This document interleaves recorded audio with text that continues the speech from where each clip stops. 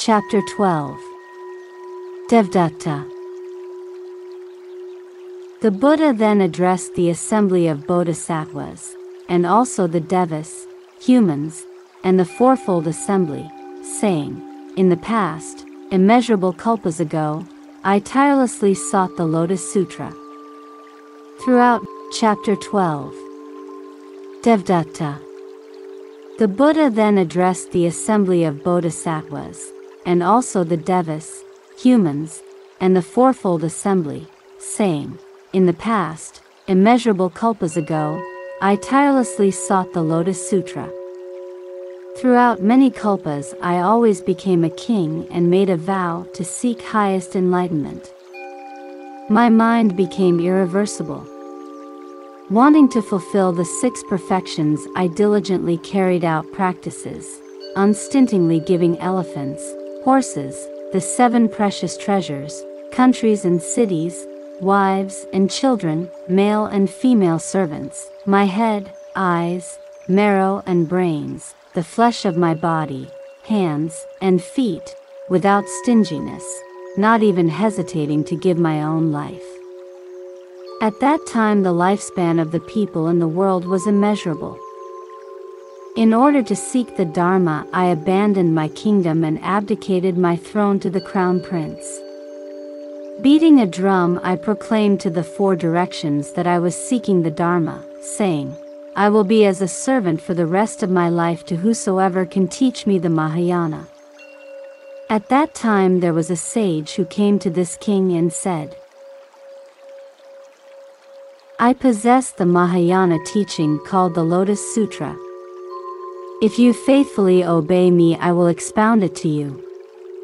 Having heard the sage, the king became joyful and ecstatic and, accompanying the sage, he did everything he was asked. He gathered fruits, drew water, collected firewood, and provided meals. He even provided his own body as a bed for the sage. Yet he never tired in either body or mind, and in this way served the sage for 1,000 years. For the sake of the Dharma he served him diligently, making certain the sage never lacked for anything. At that time the Bhagavat, wanting to elaborate on the meaning of this further, spoke these verses. "I remember that in the past, many kalpas ago, although I became king of the world, in order to seek the great Dharma, I was never attached to the desires of the 5 senses. Striking a bell, I declared this to the 4 directions: if anyone possesses the great Dharma and explains it to me, I will become his servant." At that time there was a sage called Asita who came to the great king and said, "I possess a subtle and true Dharma that is rare in the world. If you are able to practice it, I will explain it to you." On hearing what the sage said, the king became overjoyed. He immediately accompanied the sage and performed whatever he was asked. He gathered firewood and various fruits and respectfully offered them whenever requested. Because he longed for the true Dharma, he never tired in body or mind. For the sake of sentient beings he diligently sought everywhere the great Dharma. He never sought it for his own sake nor for the desires of the 5 senses. For this reason, although a great king, he diligently sought and attained this Dharma, ultimately becoming a Buddha. That is why I now tell you this. The Buddha addressed the monks, saying, "The king at that time was I myself, and the sage was he who is now Devdatta. Through the virtuous friendship of Devdatta, I was able to become endowed with the 6 perfections: benevolence, compassion, sympathetic joy, generosity, the 32 marks, the 80 excellent characteristics, reddish gold skin, the 10 powers, the 4 kinds of fearlessness, the 4 methods of gaining trust, the 18 excellent qualities, the transcendent powers, and the power of the path." It is all due to the good and virtuous friendship of Devdatta that I attained complete enlightenment and extensively saved innumerable sentient beings. The Buddha addressed the fourfold assembly, saying, after immeasurable kalpas have passed, Devdatta will then become a Buddha called Devaraja, a Tathagata, Arhat, completely enlightened, perfect in knowledge and conduct, well-departed, knower of the world, unsurpassed, tamer of humans, teacher of devas and humans, Buddha, Bhagavath. His world will be called Devasapana. At that time the Buddha Devaraja will abide in the world for 20 intermediate kalpas and extensively teach the true Dharma to sentient beings. Sentient beings equal in number to the sands of the Ganges River will attain arhatship. The thought of a Pratyabuddhata has awakened in incalculable numbers of sentient beings. The thought of the highest path will awaken in sentient beings equal in number to the sands of the Ganges River, and they will become convinced of the known arising of all dharmas and reside in the stage of non-retrogression. Then, after the parinirva of the Buddha Devaraja, the true Dharma will abide in the world for 20 intermediate kalpas. A 7-jeweled stupa, 60 yojanas in height and 40 yojanas in both length and width, will be built for all his relics, and all the devas and humans will honor and revere this beautiful 7-jeweled stupa with various flowers, scented powders, burning incense, fragrant ointments, clothing, necklaces, banners, flags, jeweled canopies, music, and songs. Incalculable sentient beings will attain arhatship. Innumerable sentient beings will be enlightened as Pratyabuddhatas, and the thought of enlightenment will awaken in an inconceivable number of sentient beings, and they will reach the stage of non-retrogression. The Buddha addressed the monks, saying, if, in the future, there are sons and daughters of a virtuous family who, upon hearing the Devdatta chapter of the Lotus Sutra, accept it with pure minds and without doubt, they shall not fall into the realms of hell or to the states of hungry ghosts or of animals, but will be born in the presence of the Buddhas in the 10 directions. Wherever they may be, they will always hear this sutra. If they are born among humans or devas, they will enjoy a supreme and delightful contentment, and if in the presence of a Buddha, they will be born spontaneously in a lotus flower. At that time, in the lower region there was a bodhisattva called Prajka who was accompanying the Bhagavath Prabhudaratna. He urged the Buddha Prabhudaratna to return to their original land. The Buddha Sakyamuni addressed Prajka, saying, O son of a virtuous family! Wait for a moment. There is a bodhisattva called Manjusri. Let us meet him together and discuss the true Dharma. After that you can return to your original land. At that time Manjusri, sitting on a 1,000-petaled lotus flower as large as a carriage wheel, together with attendant bodhisattvas also seated on jeweled lotus flowers, emerged spontaneously out of the ocean from the palace of the Naga king Sagra and floated in midair. Arriving at Mount Draka they descended from the lotus flowers and went into the presence of the Buddhas, where they bowed until their foreheads touched the feet of both Bhagavats. Having honored them, Manjusri approached Prajka. They greeted each other and withdrew to sit at one side. Then Bodhisattva Prajka asked Manjusri, saying, Your Eminence, how many sentient beings did you lead and inspire at the palace of the Naga king? Manjusri answered, The number is immeasurable and incalculable. It is not possible to express it in words, nor is it possible to calculate it with one's mind. Wait a moment and you will have proof. Before he had finished speaking, innumerable bodhisattvas emerged from the ocean, seated on jeweled lotus flowers. Arriving at Mount Draka, they floated in midair. All of these were bodhisattvas who had been led and inspired by Manjusri. Those who had perfected the bodhisattva practices discussed the 6 perfections together. Those who were originally Sravakas explained the Sravaka practices in the air, and now they all practiced to understand the meaning of emptiness of the Mahayana. Manjusri said to Prajka, "Thus did I lead and inspire people in the ocean." Thereupon Bodhisattva Prajka spoke these verses in praise. "O one of great wisdom, virtue, and courage! This assembly and I have now all witnessed that you have led and inspired incalculable numbers of sentient beings. You have expounded the essential character of dharmas and revealed the teaching of the single vehicle. You have extensively led many sentient beings, causing them to quickly attain enlightenment." Manjusri said, "In the ocean I always expounded only the Lotus Sutra."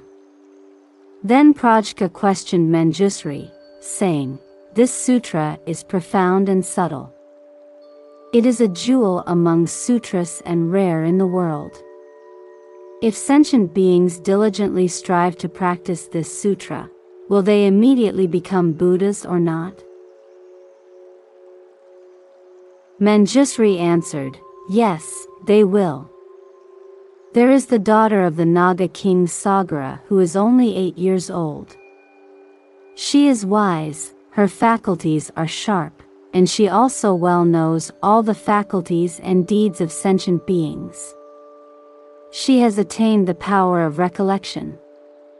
She preserves all the profound secret treasures taught by the Buddhas, enters deep meditation, and is well capable of discerning all dharmas. She instantly produced the thought of enlightenment and attained the stage of non-retrogression. She has unhindered eloquence and thinks of sentient beings with as much compassion as if they were her own children. Her virtues are perfect. Her thoughts and explanations are subtle and extensive, merciful and compassionate. She has a harmonious mind and has attained enlightenment." The Bodhisattva Prajka said, "I see the Tathagata Sakyamuni who has been incessantly carrying out difficult and severe practices for immeasurable kalpas, accumulating merit and virtue while seeking the Bodhisattva path. Looking into the great manifold cosmos, there is not a single place even the size of a mustard seed where this Bodhisattva has not abandoned his life for the sake of sentient beings.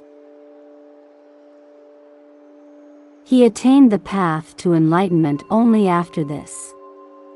It is hard to believe that this girl will instantly attain complete. He attained the path to enlightenment only after this. It is hard to believe that this girl will instantly attain complete enlightenment." Before he had finished speaking, the daughter of the Naga king suddenly appeared in their presence. Bowing until her forehead touched their feet, she withdrew to one side and spoke these verses in praise. "The Buddha is deeply versed in the characteristics of good and evil, and he completely illuminates the 10 directions. His subtle and pure Dharma body is endowed with the 32 marks. With the 80 good characteristics is his Dharma body adorned. He is adored by devas and humans, and honored by nagas. There is no sentient being who does not pay him homage. Moreover, that I will attain enlightenment upon hearing him can only be known by a Buddha. I will reveal the teaching of the Mahayana and save suffering sentient beings." At that time Sariputra spoke to the daughter of the Naga king, saying, "You say that you will soon attain the highest path. This is difficult to believe. Why is this?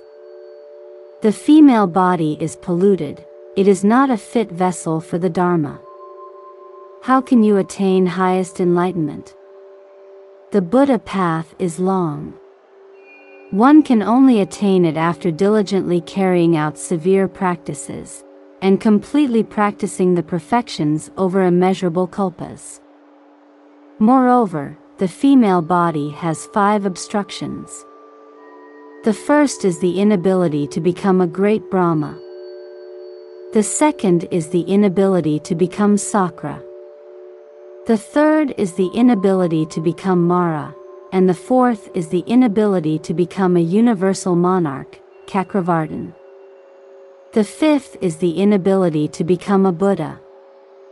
How can you with your female body quickly become a Buddha? Then the daughter of the Naga king presented to the Buddha a jewel worth the great manifold cosmos, and the Buddha accepted it. The daughter of the Naga king spoke to Bodhisattva Prajka and the noble Sariputra, saying, I offered a jewel and the Bhagavat accepted it. Was that done quickly or not? They answered, saying, it was done extremely quickly. The daughter said, through your transcendent powers watch me become a Buddha even more quickly than that. Then the assembly there all saw the daughter of the Naga king instantly transform into a man, perfect the bodhisattva practices, go to the Vimla world in the south, sit on a jeweled lotus flower, and attain highest, complete enlightenment, become endowed with the third. Then the daughter of the Naga king presented to the Buddha a jewel worth the great manifold cosmos, and the Buddha accepted it. The daughter of the Naga king spoke to Bodhisattva Prajka and the noble Sariputra, saying, I offered a jewel and the Bhagavat accepted it. Was that done quickly or not? They answered, saying, it was done extremely quickly. The daughter said, through your transcendent powers watch me become a Buddha even more quickly than that. Then the assembly there all saw the daughter of the Naga king instantly transform into a man, perfect the bodhisattva practices, go to the Vimla world in the south, sit on a jeweled lotus flower, and attain highest, complete enlightenment, become endowed with the 32 marks and 80 excellent characteristics, and expound the true Dharma universally for the sake of all sentient beings in the 10 directions.